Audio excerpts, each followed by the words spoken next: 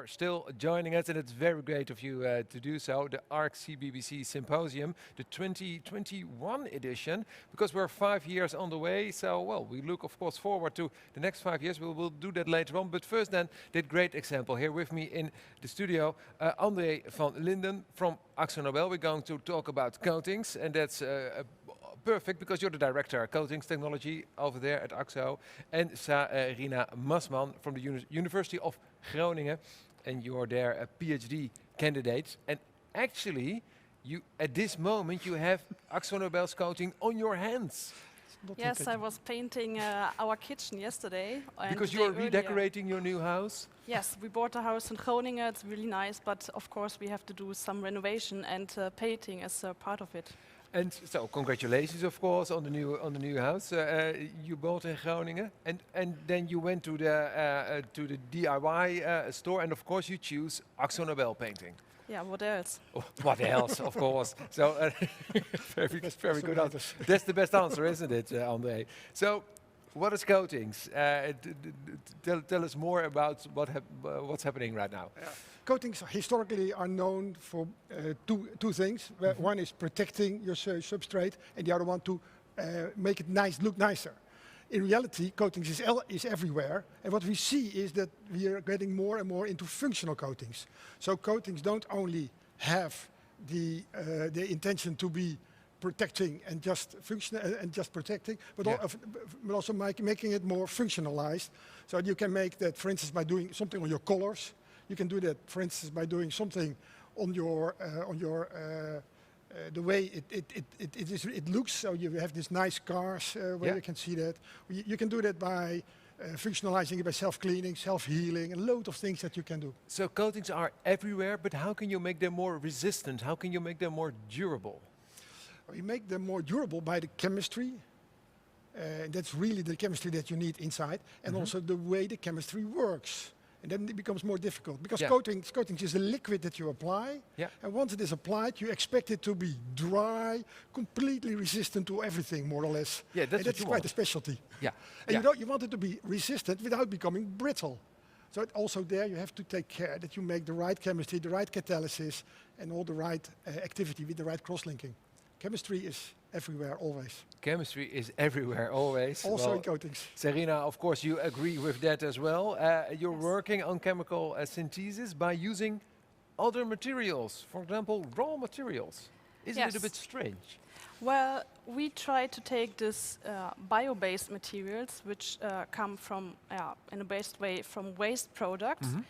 And they already come with a lot of functionalities because the advantage of biomaterials is that they already are having a lot of functionalities. But that's not only an opportunity for chemistry, but it's also a challenge, because if we have a look at the overview of our flagship, then we take this kind of bio-based materials, raw materials, but we have to convert them into a building block which we can then take for further cross-linking to make a film, a coating. And therefore we need to have something green in hand, catalysis, to make it happen, to get a product we can then cross-link and get a film, a coating, which is at least as good as the oil-based coatings we are using at the moment. Yeah, you talked about the flagship project. We see here now something about the waterborne coatings. Yes. So these bio-based coatings create also other opportunities.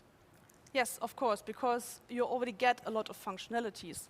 But as I said, it's not only an advantage, but also a challenge, because if you can imagine, you have molecules which are already water soluble, but you have to functionalize them to convert them into something, a material, which is in the end, of course, water resistant, because you don't want your paint to be water soluble anymore if you have it on your wall in your house or outside your house. Especially outside the house, it can be a problem, André. So your paintings, your line of coatings are constantly being improved, and this is one of the things we eventually are going to see in the shops or in the products we buy. What is the expectation? Well, it started, of course, that we moved years ago from solvent-borne products to waterborne products. And what you now see is that we are having waterborne products, more and more waterborne products also for outside, and we're going to increase longevity of your products outside so that you don't have to repaint so quick. I'm not sure that as a company that we should strive for it most because we make ourselves well, a bit out of business if we're not careful. It's not good and for still we're doing our best to do it, otherwise somebody else will do it. We will have very long durable coatings and we are busy making them. And that is as well on chemical resistance, on resistance of dirt, but also on getting the fungi, for instance, off, so that it's not getting discolored because of growth on your surface and everything there. Yeah. So the coatings are getting better and better during the time, and you need less of it, and it stays longer on the surface you apply to it. And all with with much lower carbon footprint, and especially we call that the product environmental footprint. Yeah. So everything there. So it's also the use of raw materials. It's the CO2 that you use. It's the whole line of everything that you can imagine that has to do with the environmental footprint. Yeah, and it is also when you talk about those on the environmental footprint, that when you apply a coating that lasts 8 years instead of 5, that the painter you call well, he doesn't have to come to your house once in 5 years, but once in 8 years. So that saves a lot of CO2 emissions as well. Yeah, exactly. Everything saves. It saves the driver, the painter driving there already, which is quite a big footprint in reality. It's everything. And we don't want to make painters out of work. Contrary, we still need more painters, no problem. But it's also for yourself if you do it. We still need more painters, but the reality is that in the future, the next generations, there are less and less people in the labor force. Exactly. So this is not a problem that you're creating. On the other hand, you help solving the problem. So Sarina, to summarize, you just painted your new kitchen. In the future, and you watched the program before, I ask all the PhD candidates, what's your dream? How will you leave the world to your children? Tell me, eventually, will we get self-painting coatings that you just open the can, you put it in your room or in your kitchen in your case, and then you leave for an hour and you get back and I think, is that what you're working towards?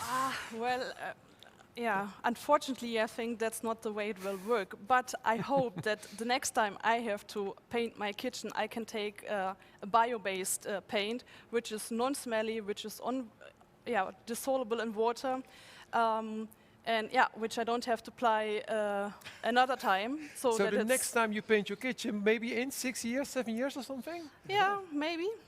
Oh, that's a very hopeful thought to end this conversation. André van Linden and Sarina Massmann, thank you very much for joining us here today.